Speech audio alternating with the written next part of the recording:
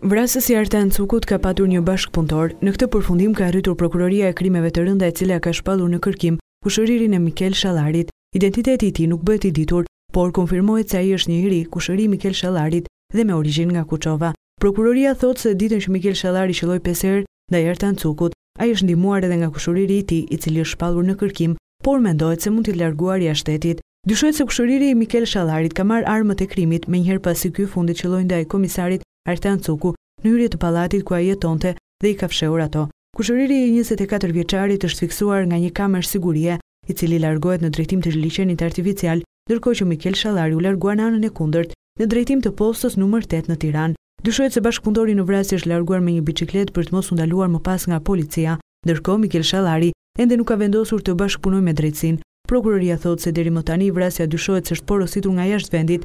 Dy janë pistat se kush mund ta ketë porositur vrasjen. E para ka të bëjë me gjakmarrjen dhe që lidhet me vëllezëri Daka në Shkodër, ndërsa pista e dytë ka të bëjë me një dosje që ka rihapur Artan Cuku në kohën që ishte drejtor i policisë së Vlorës. Në atë kohë u arrestua edhe një person me rrezikshmëri të lartë, i cili u lirua më pas nga gjykata.